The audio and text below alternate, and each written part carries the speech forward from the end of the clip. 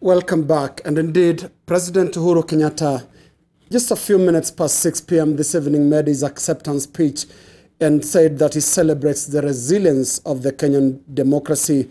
And just to quote one of the lines from his acceptance speech, he says that any country experiencing the turns and twists of our recent electoral process would have burst asunder. And I take this now to my panel that is seated right here in the studio. Just a quick take on President Uhuru Kenyatta's acceptance speech. Do you agree that probably any other country would probably have failed as a result of the process that the country has gone through recently? Yes, I think the president's speech was very sober, and it is true that there are many countries who may not have gone through what Kenya has gone through. In fact, one may look at this as a trial period and shows Kenya's strength as a country, the growing democracy, that it can go through all these chicanery and bad behavior and still come out strong. Because it is strong. The country is going through some weakness spots, but it's going to come out of this very strong. A lot of people are going to have faith in it. Kenyans are going to increase. A few people may complain here and there, which is normal and is expected. But as a country, it's going to be growing strong and strong. So going through this it was a trial. And I think the president was right, that there are some countries that cannot withstand what Kenya has gone through. He called it the revalidation of the general will of the Kenyan people as expressed on the 8th of August. And he says that for those who voted for Jubilee by way of revalidating our August 8th victory, I thank you. Was this a revalidation of August 8th, Miguna? President Uhuru Kenyatta was abusing Kenyans like he always does. President Uhuru Kenyatta knows that he has no legitimacy. He did not get it on August 8th, and it is worse now than it was on August 8th. Unlike on August 8th, when most of the evidence was disclosed only during the petition, this one we saw on live TV, where, for example, Wundanyi, Mwatate, Rabai, Ganze, Lamu West registered the same number for Uhuru Kenyatta, 12,850, and the same number for Raila Odinga. I mean, nobody would understand that those are coincidences. So President Uhuru Kenyatta chest-thumped when he knew that more than 3/4 of Kenyans did not show up at polling stations to cast their ballot for him, yet he was running against himself. He has no legitimacy and he has no morals. He's abusing Kenyans when he knows that Kenyans have rejected him. He inflicted, I haven't seen anything abusive in his speech. Well, I'll tell you what is abusive. Yes.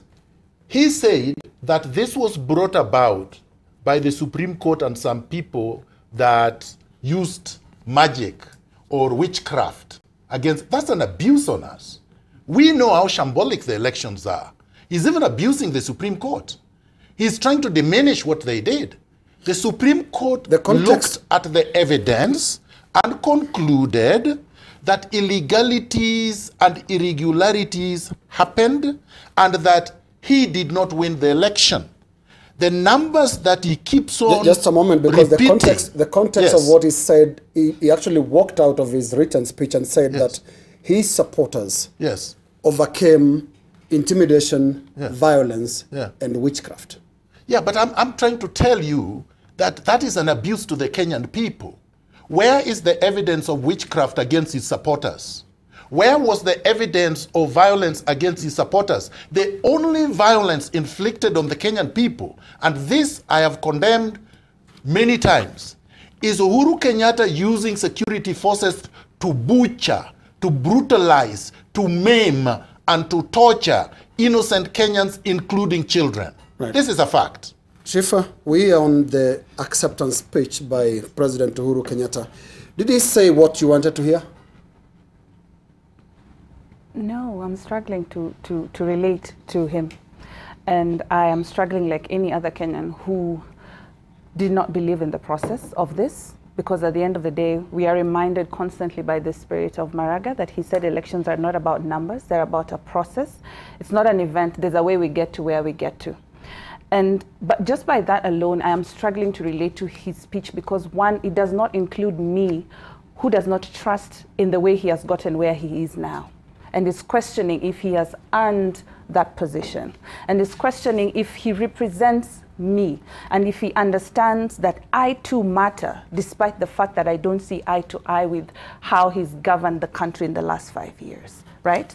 And it is for me very heavy in the fact that you address the nation and I don't feel it, because I feel so left out.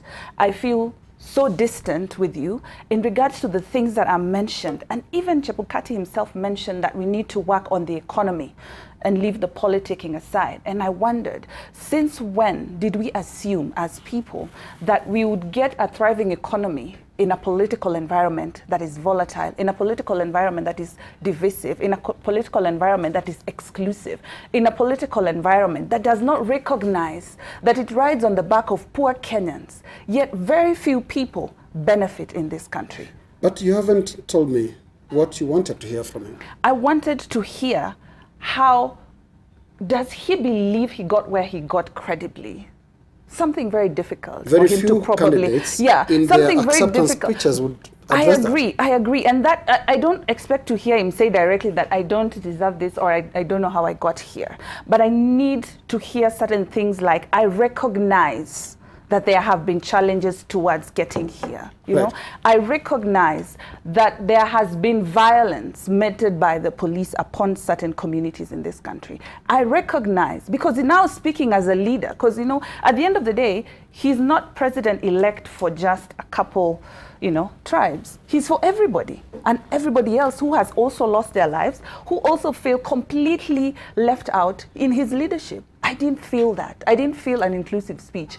I felt a speech of somebody who felt that he was denied a win, and then now he has gotten it. Whichever way he has gotten it, Kanjama said we can go to court and prove it in court, and that leaves everybody else out. And for me, it is troubling, because it makes everybody else who's wondering how you got here look like they are mad, and they are not. Because some of us actually believe in the rule of principle.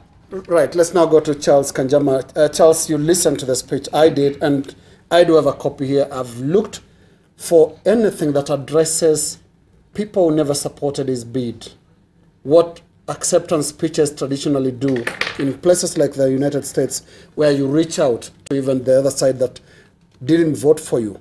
Not a single line in President Kenyatta's speech for people outside his support column.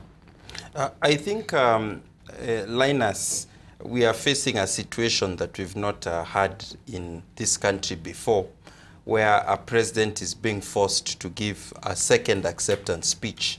I think you remember in his first acceptance speech, he did speak very magnanimously about the agenda of his second term in office, his government, inclusivity, and so on.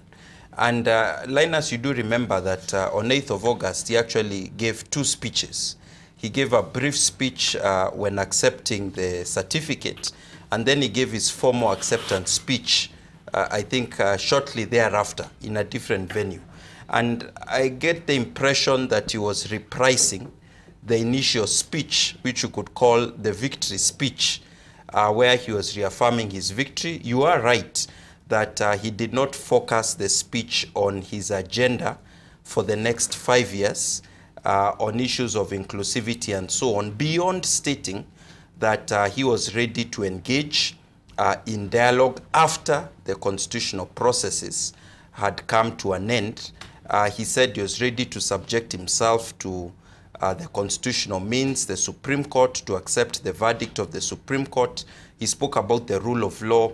Definitely it is a speech that could have been done better, but I would also say it was a somber speech. It was not a euphoric speech. I think recognizing that our country is in a trying situation, almost a moment of political crisis, and there needs to be sobriety on all sides. So overall, I would say it was a fair speech. Right. Olga? Linus, I'm a Christian, and that is why I'm puzzled, and a true Christian, born-again Christian, Holy Ghost filled, when I hear people calling us witches. When we know in this country, I thank God I did not watch, I did not even turn my TV on to see whatever happened in Bomas. That is why I don't want to discuss issues of numbers. When people, or when that speech, or when Uhuru called us witches, as the people of NASA, the question I want to ask is, from 1963 in Kenya, it has been known which community practices oathing, whether they use human blood or goat blood. Have we bothered to call them witches?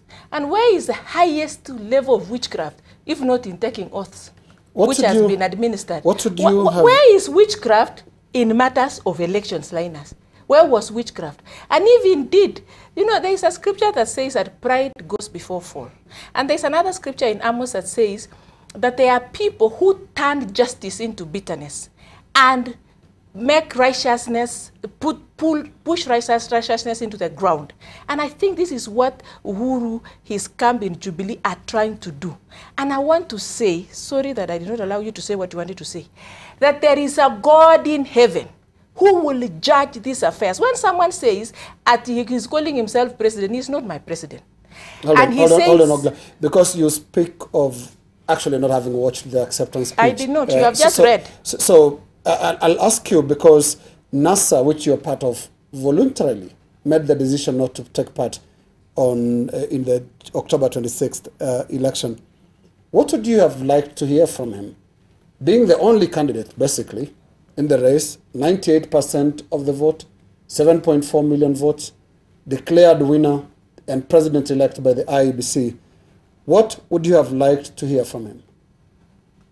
From a humanity perspective, I would have loved Uhuru to say, I have lost dismally, I do not have legitimacy, and I have seen that all the while, as I have always known, Raila has won. I know it's a very difficult thing to have wished him to say, but the truth is this: truth liberates.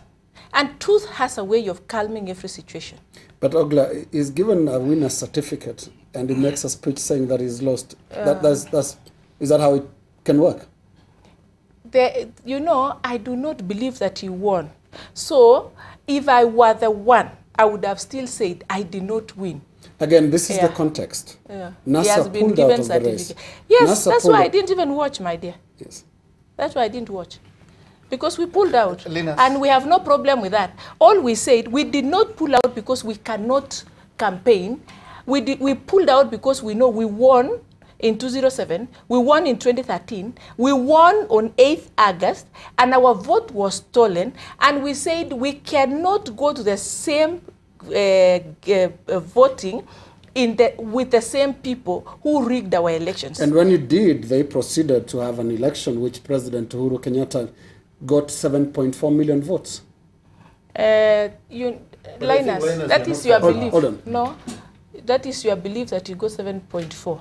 All I know is that I am today, not just today, from Saturday, I have been praising God and dancing that we pulled out of this election so that Uhuru and his Jubilee can know that, truly speaking, Raila's votes have been stolen all this while. And it has not been, you know, on 8th I was in Bomas, I was Raila's agent, and we were estimating that we have been, our votes were about 2 million that were stolen. But today I can confidently say, all the while, more than 4-5 million of Raila's votes have been rigged in Kenya, and it was demonstrated. That's quite a claim, but I would not pursue that because I want to go to Gabriel. And Gabriel, you're going to talk about the acceptance speech by President Uhuru Kenyatta. Did he say the things that the country wanted to hear? First of all, you have to allow me to say this. Please address yourself to the acceptance speech first. I will. But you know, actually moving forward, it's actually even obnoxious for me to move forward. Having listened to what Olga has said about being saved, the Holy Spirit and everything, I think she just has a morbid desire to just hate a man. And that's pure hate talking.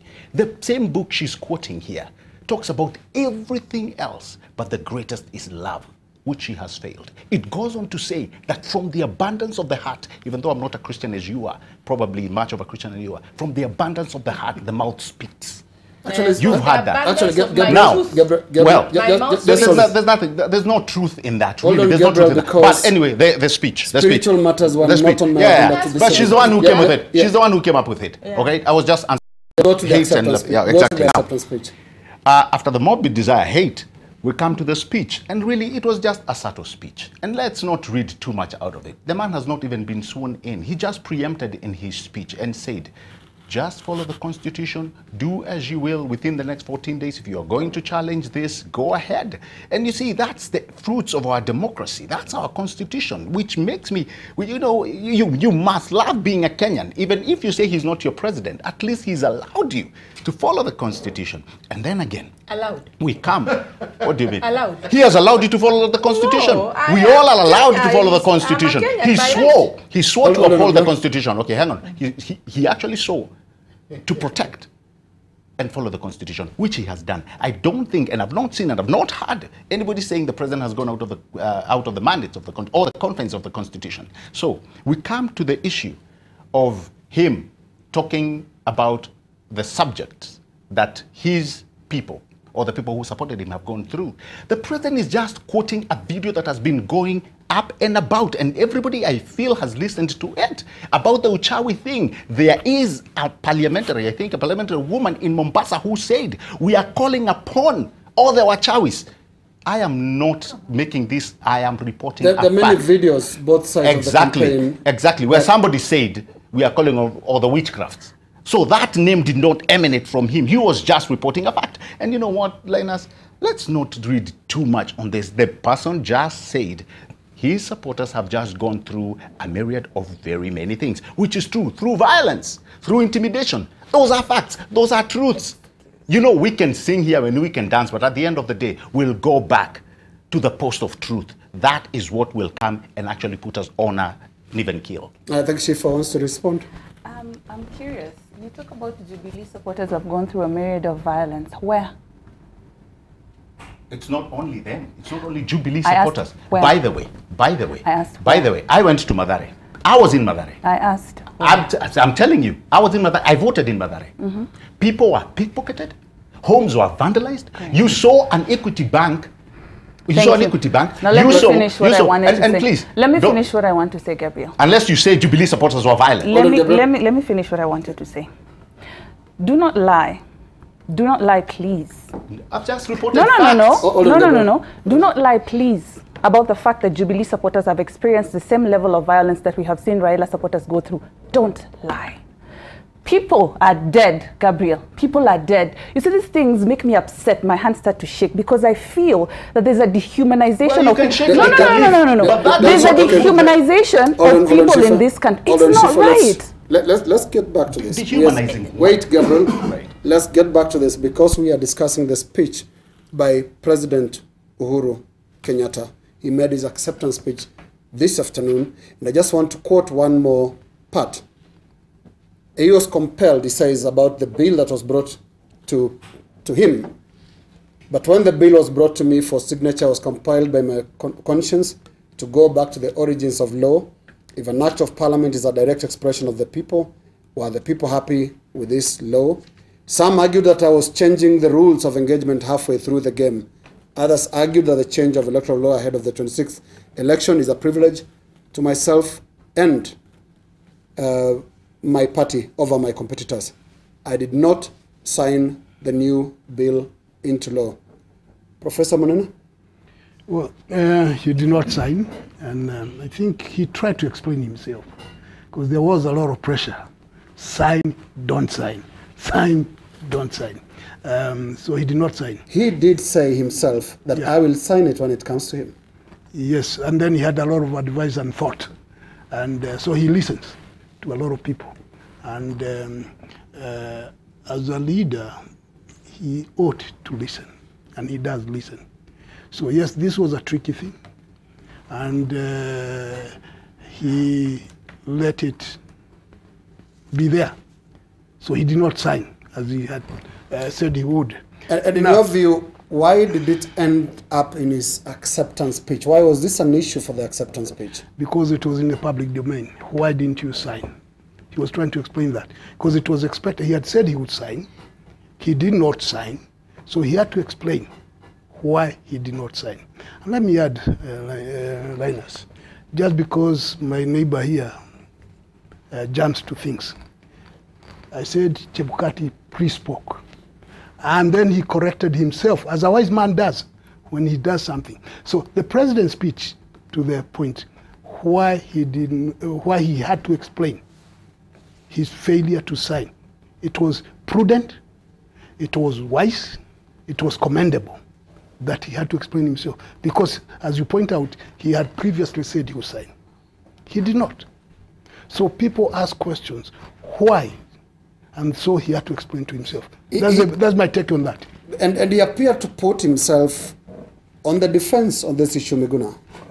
Linus, what the president said is a lie and amounts to a superfluous statement. Why do I say it's a lie and a superfluous statement? Because everybody knows that by operation of law, that amendment became law last Friday, just by sitting on his desk. It had been passed by Parliament, sent to him, he did not reject it, with comments back to Parliament. So just by him doing nothing, it became law. It's just waiting gazettement. So he knows that what he's trying to do is lie to the country. Secondly, when you listen to Goulier speak and say that the physical forms, Form 34A and B, are more accurate than the Kim's kits, it's the law. The law that the president said he didn't sign. That's what the law says. That they should be using the physically delivered forms rather than the Kim's kits. So you can see that the law that he purports not to have signed is actually being used to coronate him. Number three, remember that the IBC did everything the president and his party wanted. The main issue at the Supreme Court after August 8th was that there was disharmony or inconsistencies between the alphanumeric numbers and the scanned forms. So what did they do? Which also relies on the same law and in favor of the president. They disabled the alphanumeric functionality and only allowed the Kim's kits, according to them, to transmit the physical form. You know why they did that? Because now if you find inconsistency between the physical form that has been delivered, altered and delivered physically at Bomas, then you go with the altered form that has been physically delivered because you don't have the alphanumeric to compare them with. So the president is just being disingenuous. So what I want to say is this. The speech was not that of a president-elect. The speech was that of a head of a political party that has turned the country despotic and is trying to say, I'm in charge. And if you looked at the security with whom he arrived at Bomas, he wanted to tell people, I'm going to crush you if you make any noise. That was what I got. When I looked at the environment, I looked at his body language, then I listened to his speech. He was threatening us. And he didn't say that in his speech. Let me just bring in Charles on the issue and that's why I spoke of the environment. Yes, I'll bring in Charles on the issue of the president talking about the bill that he says he listened to voices. He doesn't say which voices not to sign. Yet earlier on, he had said he's going to sign. Is it a form of alibi, this one? Linus, I think the situation is quite ambivalent. Because the truth is that there were many people, including parliamentarians from the Jubilee Party, who wanted the amendments to come into force before the elections so that they could affect the election process itself. And you remember that there are many people who gave submissions on the bills when there was public participation in Parliament. Some opposed the bill altogether. Some, like IBC, were ambivalent, saying that they think the bill should not come into effect immediately, and at the same time supporting various provisions in the bill. So it was an ambivalent situation. And when the bill came to the desk of the president, there was this crisis about some suspecting that Chairman Chebukati would resign, some suspecting that the matter will go to the Supreme Court and be struck down on irregularities again. So the president then chose the route which he says was the route of a statesman, of not being accused of changing the rules of the game midway. But having done so, I do agree with Miguna to a limited extent that under Article 115 of the Constitution of Kenya, if a bill is not objected or vetoed by the president and it's not assented by the president, then after 14 days it comes into law subject to gazettement. And Article 116 of the Constitution says upon gazettement, which should be done within 7 days of the expiry of that 14-day period, then you need another 14 days for the law to come into effect. So I think what the president was doing is saying, I'll not change the rules of the game midway, but I think these amendments are good enough to affect future elections. And I believe that is what was the subtext between the lines. Miguna and yourself are lawyers. Miguna says it's already law. I think I tried to clarify to Miguna before we came on air that under the Constitution of Kenya, there's a very express provision in Article 116, and I can read it. It says, a bill passed by Parliament and assented to by the President shall be published in the Gazette as an Act of Parliament within 7 days after assent, and then subject to Clause 3, an Act of Parliament comes into force on the 14th day after its publication in the Gazette. So it is assented to. No, there are provisions even for where it is not as. You see, Article 115, paragraph 6 says, if the president does not assent to a bill, the bill shall be taken to have been assented to. So the concept of assenting in Article 116 is either express or by default. And when Article 116 says shall come into effect within 14 days, that is the Constitution speaking. That is express. But what I'm trying to say is that the bill is now an act of Parliament. It can no longer be reversed by the president. It's only that it cannot be operationalized. It cannot come into effect until it's gazetted within 7 days, and then a further 14 days pass. Although the bill itself says, if you've read the election amendment bill, it says, the election amendment bill says in the first section that it shall come into effect upon gazettement. So that has not yet been done. What I'm saying is that it will have to take place and will affect future elections. I think that's what the president was trying to say. And you suggested it is statemently. Isn't it an afterthought? Because he had publicly said that he's going to sign the bill. It is an afterthought, Linus, and many times statesmen engage in reasonable afterthought. Sometimes you realize that your first action or intended action would have worsened a situation and you change your mind. Actually, they say that a wise man changes his mind, a fool never. Just before you come in, Miguna, because I want to give an opportunity to Olga and Gabriel, but let's listen to what else the president had to say, because it appeared that he made reference to what he expects to be yet another Supreme Court battle. Let's listen to this. So therefore, those who will want to ask me, are you going to engage in dialogue with so and so and so and so? Let them first and foremost exhaust their constitutionally laid out processes. Let them go to court, let them do whatever they want. Nobody shall deny them of their constitutional right. Those issues we shall discuss later. As to my agenda going forward, I will discuss once the processes are over. I am not going to jump the gun.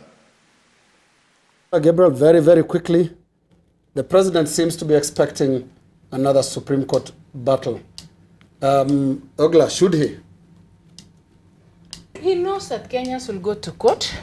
I am imagining that he is confident in the fact that they have demonstrated that they can truly frustrate the Supreme Court judges like they did to Justice Philomena Mwilu, shooting her driver, her bodyguard, of course aiming at her that they did not find. So I am sure he has confidence that they have now muscled the Supreme Court, but there is a God in heaven who will always give justice to the people of Kenya. Gabriel? Here we go again. Are you implying it's the government who shot? I think, Linus, Gabriel, the question is, should the president... We cannot be making such scathing attacks. It's wrong. It's wrong. Whether it's made on Uhuru's person or Raila Odinga Now, or any should other the candidate president be strong. expect another Supreme Court battle? No, he preempted that very clearly. And he said, you know what, after this, because, I mean, he knows it will go full round. And I also honestly believe, fervently ground my ideas that somebody will run to the Supreme Court. So we just have to wait. We have to give it time. And then we'll see what happens after that. But, sure, you know, to be honest, I think somebody will run to the And Supreme on that note, we'll take a very short break once again. You're watching a discussion on the events of the day, the results having been released today of the presidential poll held on the 26th of August. President Uhuru Kenyatta, 7.4 million votes, 98.27% of the votes cast declared president-elect by the IEBC. We shall be back.